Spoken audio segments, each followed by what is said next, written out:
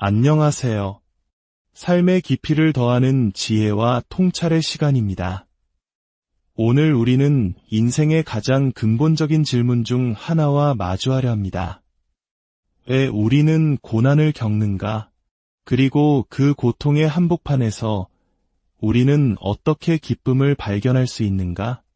이 묵직한 질문에 대한 답을 찾아 우리는 신앙 역사상 가장 위대한 인물 중 한 명인 사도 바울의 삶과 고백 속으로 깊이 들어가 보려 합니다. 그의 편지들은 단순한 종교적 기록이 아니라 가장 혹독한 시련 속에서도 꺼지지 않는 희망과 기쁨의 원천이 무엇인지를 보여주는 생생한 증언입니다. 본격적인 이야기에 앞서 잠시 여러분의 마음을 모아주시면 감사하겠습니다. 만약 오늘 이 이야기가 여러분의 마음에 작은 울림이라도 준다면 좋아요와 구독을 통해 더 많은 분들이 이 은혜로운 여정에 동참할 수 있도록 도와주시길 바랍니다. 여러분의 작은 손길 하나하나가 어둠 속에서 빛을 찾는 또 다른 영혼에게 하나님의 위로를 전하는 귀한 통로가 될 수 있습니다. 이 채널을 통해 하나님의 평안과 축복이 여러분의 삶에 가득하기를 기도합니다. 이야기는 수십 년 전 한 젊은 목회자가 어느 교회에 부임하기 위해 설교하던 때로 거슬러 올라갑니다. 그는 빌립보서 한 장의 말씀을 가지고 강단에 섰습니다. 사도 바울이 감옥에 갇혀 죽음과 삶의 기로에서 고뇌하던 바로 그 장면입니다. 바울은 말합니다. 내가 그 둘 사이에 끼었으니 차라리 세상을 떠나서 그리스도와 함께 있는 것이 훨씬 더 좋은 일이라 그렇게 하고 싶으나 내가 육신으로 있는 것이 너희를 위하여 더 유익하리라. 바울 개인에게는 죽음이 곧 그리스도와 함께하는 이득이었습니다. 이 세상의 모든 고통과 수고를 마치고 주님의 품에 안기는 것보다 더 큰 기쁨은 없었기 때문입니다. 하지만 그는 자신이 이 땅에 더 머물러야 할 이유를 분명히 알고 있었습니다. 그 이유는 바로 빌립보 교인들, 즉 성도들의 믿음의 진보와 기쁨을 위함이었습니다. 잠시 이 구절에 머물러 생각해 보십시오. 인류 역사상 가장 위대한 지성인이자 상상할 수 없는 고난을 겪은 이 거인이 자신이 이 고통스러운 세상에 더 머물고 싶은 이유가 여러분을 행복하게 만들기 위해서라고 말하고 있는 것입니다. 여기서 말하는 행복은 세상이 주는 찰나의 쾌락이나 만족과는 차원이 다릅니다. 이것은 오직 그리스도 안에서만 발견할 수 있는 깊고 영원한 기쁨입니다. 바로 이것이 사도적 목표의 핵심이었습니다.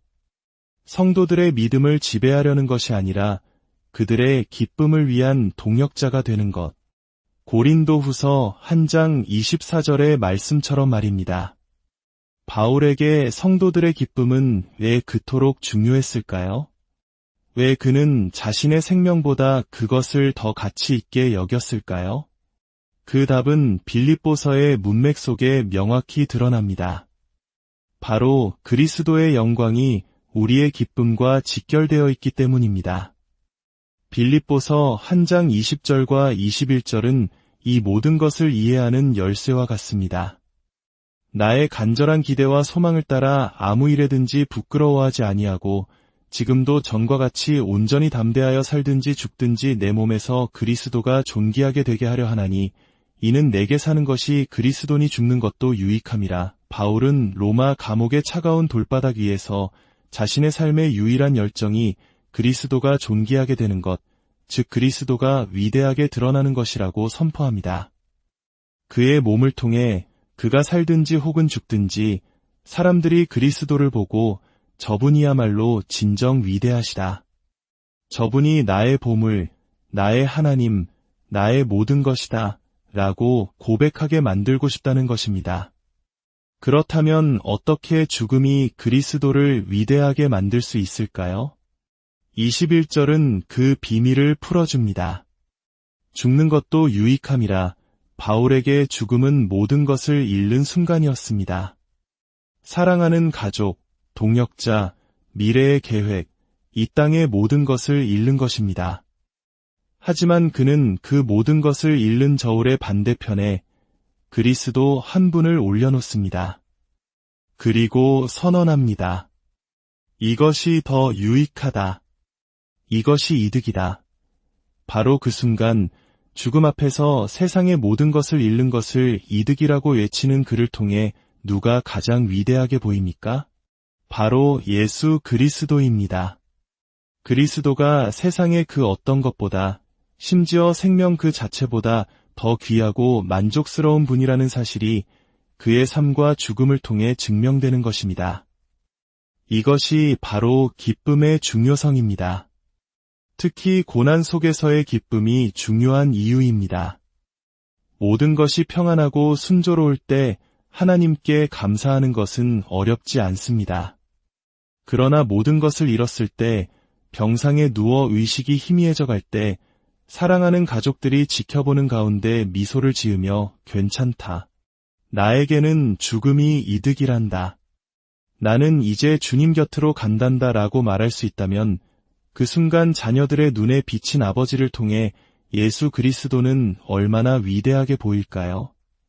그리스도가 우리의 생명보다 더 소중하고 이 세상 그 어떤 것보다 더 큰 만족을 줄 때 그분을 향한 우리의 기쁨은 그분의 영광을 가장 찬란하게 드러내는 빛이 됩니다. 하지만 여기서 우리는 어려운 질문과 마주합니다. 하나님은 왜 사랑하는 자녀들에게 고난을 허락하시는가? 어떤 이들은 고통과 슬픔은 결코 하나님의 뜻이 아니라고 주장합니다. 2달 된 아기가 불치병에 걸려 죽어가는 것이나 무고한 사람들이 겪는 끔찍한 비극들은 그저 의미 없는 악일 뿐 하나님의 특별한 목적 같은 것은 없다고 말합니다. 저는 지난 33년간 목회자로 섬기며 수많은 고통의 현장을 지켜보았습니다. 갓 태어난 손녀가 사산되어 상아색으로 굳은 채 엄마 품에 안겨있는 모습을 보았고 아내에게 끔찍한 모습을 보이지 않으려 스스로 목숨을 끊은 남편의 뇌 조각과 핏자국을 치우기도 했습니다. 저는 상아탑 안에서 고난의 신학을 논하는 것이 아닙니다. 삶의 가장 어두운 골짜기를 직접 걸으며 그곳에서 하나님의 말씀을 붙들고 씨름해왔습니다. 그리고 성경은 분명히 말합니다. 우리의 고난에 하나님의 뜻과 목적이 있음을 말입니다. 베드로전서 3장 17절은 선을 행함으로 고난받는 것이 하나님의 뜻일진대 악을 행함으로 고난받는 것보다 나으니라 라고 말씀합니다. 하나님께서 우리의 고난을 허락하시는 것을 넘어 그것을 선물로 주셨다고까지 말씀합니다. 빌립보서 1장 29절입니다. 그리스도를 위하여 너희에게 은혜를 주신 것은 다만 그를 믿을 뿐 아니라 또한 그를 위하여 고난도 받게 하려 하심이라. 이것은 결코 하나님이 악을 행하신다는 의미가 아닙니다. 창세기에서 요셉이 자신을 판 형제들에게 당신들은 나를 해하려 하였으나 하나님은 그것을 선으로 바꾸사 라고 고백했던 것처럼 인간의 악한 의도와 사탄의 파괴적인 계획조차도 하나님은 당신의 선한 목적을 이루는 도구로 사용하시는 분입니다. 그렇다면 하나님께서 고난을 통해 이루시는 구체적인 목적들은 무엇일까요? 성경은 우리에게 최소 6가지의 분명한 이유를 제시합니다. 첫째, 고난은 우리를 더 깊은 거룩함과 믿음으로 이끕니다. 히브리서 12장은 하나님께서 우리를 징계하시는 것은 우리의 유익을 위하여 그의 거룩하심에 참여하게 하려 하심이라고 말합니다. 고린도후서 1장에서 바울은 감당할 수 없는 심한 고난을 받아 살 소망까지 끊어졌던 경험을 이야기하며 그 목적이 우리로 자기를 의지하지 말고 오직 죽은 자를 다시 살리시는 하나님만 의지하게 하심이라고 고백합니다. 하나님은 때로 우리 삶의 거짓된 안식처들을 무너뜨리심으로써 오직 하나님 한 분만이 우리의 진정한 반석이심을 깨닫게 하십니다. 우리의 삶에서 가장 어둡고 힘든 날에 우리는 역설적으로 하나님을 가장 깊이 경험하게 됩니다. 둘째, 고난은 천국에서 우리가 받을 상급과 영광을 더 크게 합니다. 고린도후서 4장 17절은 우리가 잠시 받는 환난에 경한 것이 지극히 크고 영원한 영광에 중한 것을 우리에게 이루게 함이니라고 말씀합니다. 이 땅에서 우리가 그리스도를 위해 겪는 고난과 자기 부인은 천국에서 하나님을 더 깊이 누릴 수 있는 우리의 그릇을 넓히는 과정과 같습니다. 천국에 있는 모든 이들은 각자의 잔이 가득 차 완벽한 행복을 누릴 것입니다. 하지만 고난을 통해 연단된 성도들의 잔은 더 클 것입니다.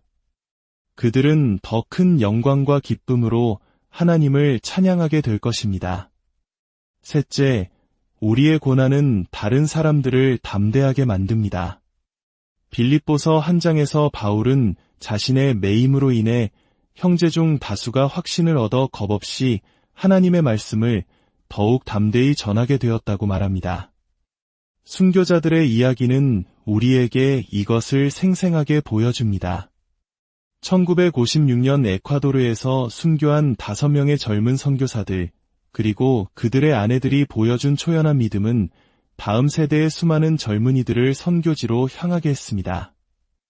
암으로 죽어가면서도 천사처럼 빛나는 얼굴로 주님을 찬양했던 한 성도의 모습은 남아있는 우리에게 죽음을 이기는 믿음이 무엇인지 가르쳐주며 우리를 더욱 담대하게 만듭니다.